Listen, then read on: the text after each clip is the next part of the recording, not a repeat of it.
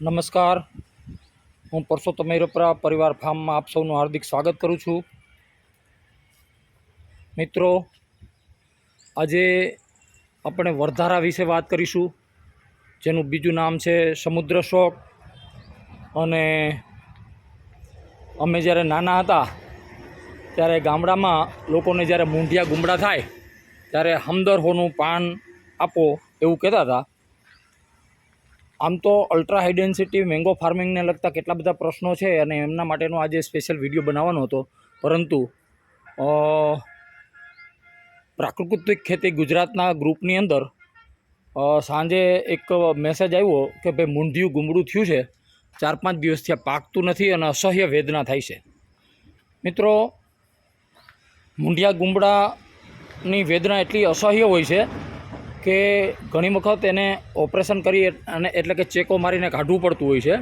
તો એના માટે એકદમ અક્ષીર અને રામબાણ ઇલાજ એટલે સમુદ્ર શોક એટલે કે વરધારાનો પાન.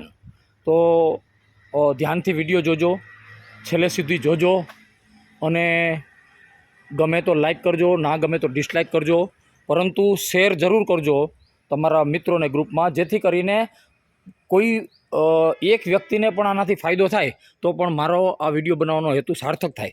જેથી કરી અને તમારા મિત્રોને ગ્રુપમાં વધુને વધુ શેર કરજો તો આ દિવ્ય ઔષધિની માહિતી બધા સુધી પહોંચે. હવે આપણે જોઈશું કે આ વરધારાનું પાન છે, આ ટાઈપના પાન હોય છે. આ નીચે થોડા નાના હોય છે અને હવે થોડા દિવસ પછી આ ખરી જશે. આ ઉપર આ તમે જોઈ શકો, આ વેલો છે. વરધારો છે કે એક સુંદર મજાની વેલ છે, બહુ વર્ષી વેલ છે. અને આ પાનને જે છે એના પાછળના ભાગમાં આ ટાઈપની રૂવાટી હોય છે. આ તમે જોઈ શકો છો, આ પાછળના ભાગમાં આ રૂવાટી હોય છે. આ વેલો હજી ગયા વર્ષે જ વાવેલો છે, બાકી પછી તો આનું થોડું મોટું થશે. આ રીતમાં ઉપર ચડી ગયો છે. આ આપણો વડલો છે, તો વડલાની ઉપર ચડી ગયો છે. પાછળના ભાગમાં પણ છે. જો આ તમે જુઓ, આ છેક ઉપર સુધી તમે જોઈ શકો છો, એના પાન છે. અહીંયા પણ એક વેલ આવી ગઈ છે, આ તમે જોઈ શકો છો. આ જે વરધારો છે એ વરધારો જ્યારે આપણે કમરના પાછળના ભાગમાં, નીચેના ભાગમાં જે મૂંઢિયું ગુમડું થાય છે, પગના પિંડીએ કે ક્યાંય પણ આપણને મૂંઢિયું ગુમડું થતું હોય તો એને આ ભાગ આપણે બાંધી દેવાનો હોય છે. અને 1 અથવા 2 દિવસની અંદર એકદમ દુખાવો શાંત થઈ જાય, ગુમડું નરમ થઈ જાય અને પાકી જાય. અને જેવું પાકી જાય એટલે આ ફક્ત પકવતું નથી મિત્રો, જુઓ એને આ પાછળના ભાગમાં રૂવાટીવાળો ભાગ છે, એટલે કે ઉલટું કરી અને તમે બાંધી દેશો તો અંદરનું જે રસી એટલે કે પસ છે એ બધું જ ખેંચી નાખશે અને તમને ખબર પણ નહીં પડે. જ્યારે બીજી બાજુ આપણે ચેકો મરવા જઈએ ત્યારે ઘણી બધી આપણે મેડિસિન દવાઓ લેવી પડે છે અને દુખાવો પણ અસહનીય અને પૈસાનો પણ ખર્ચો કરવો પડે છે. તો આ એક હાથફગું, ઘરગથ્થું અને અક્ષીર ઇલાજ છે. અને જરા પણ તમને વેદના આ બાંધશો ને એટલે 4-5 કલાકની અંદર તો તમારી વેદના એક તો શાંત થઈ જાય, કારણ કે એકદમ નરમ મૂંઢિયું ગુમડું થઈ જશે. મિત્રો, આજે બીજો એક બહુ મહત્ત્વનો દિવસ છે, એટલે કે ફાધર્સ ડે. તો આજે હું મારા પૂજ્ય પિતાશ્રીના ચરણોમાં વંદન કરી અને આપ સૌને ફાધર્સ ડેની શુભકામના પાઠવું છું. અમારા ભાડેર ગામ એટલે ભાડેર એટલે ધોરાજી વાઘેલાનું ભાડેર કહેવાય, ત્યાં અમારા પ્લોટની અંદર આ વરધારાનો બહુ જ વિશાળ થઈ ગયો હતો.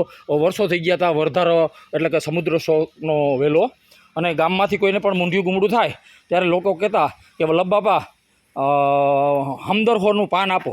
એટલે આ વરધારાને અમારી ગામઠી ભાષામાં ત્યાં હમદરહો કહેતા હતા. આ તમે જુઓ, એનું પાન આપો અને લોકો લઈ જતા અને પાછી હોંશે હોંશે કહેતા હતા કે છોકરો રાયડું નાખતો હતો પણ બહુ સરસ થઈ ગયું. અને સુંદર મજાના ફૂલ પણ આવે. જો આ તમે સિટીમાં રહેતા હો, ગામડામાં રહેતા હોય, તમારે ફાર્મ હોય, વાડી હોય, ખેતર હોય, તો તમે કોઈ પણ ઝાડ અથવા તો દિવાલને ટેકે પણ આને વાવી દેશો તો આને ઉછેરવું એકદમ સરળ બને છે. આ બીથી પણ ઉછેરી શકાય છે. તમે તમારા આસપાસમાં તપાસ કરશો તો આનો બી મળી જશે, નર્સરીમાં આમના વેલા પણ મળી જશે. અને તમે ચોક્કસ ઉછેરો, કારણ કે આ તમારું કાર પાર્કિંગમાં, શેડમાં, છાંયામાં અને બહુ જ આનો છાંયો અને ઘાટો થશે તો એક શેડ તરીકે પણ કામ લાગશે અને અનેક લોકોને ઉપયોગી થાય એવી દિવ્ય ઔષધિ છે. અને કોઈ પણ પ્રકારનો ખર્ચો નથી. આના જ્યારે ફૂલ આવે ને ત્યારે નીચે અમારે આના ફૂલ આવે ને ત્યારે આખું મોટું ફળિયું હતું, ઢકાઈ ગયું હતું અને નીચે પથ્થારી થઈ જાય. એટલા સુંદર મજાના ફૂલો પણ થાય. તો જે લોકો ફૂલોના શોખીન છે એના માટે પણ છે, જે લોકોને ઔષધિ છોડ વિશે જેને રસ છે એ લોકો માટે પણ છે. અને આપણે બીજી દેખાવની ઘણી બધી વેલો વાવતા હોય તો આ એક એવો વેલો છે કે જે અનેક લોકોને અસહ્ય વેદનાથી છુટકારો આપે છે અને અઢળક ખર્ચો એનાથી પણ છુટકારો આપે છે.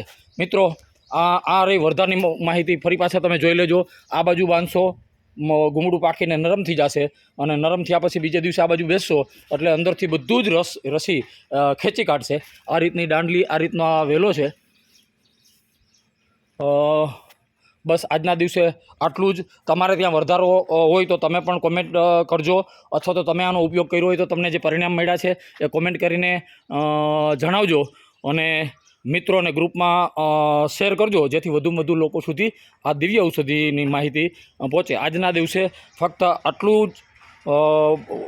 વધુ આવતીકાલે કદાચ સમય મળશે તો અલ્ટ્રા હાઈ ડેન્સિટી મેંગો પ્લાન્ટેશનના જે લોકોને પણ પ્રશ્નો છે એના પ્રશ્નોના જવાબ આપવા માટે પ્રયત્ન કરીશ. ખૂબ ખૂબ ધન્યવાદ.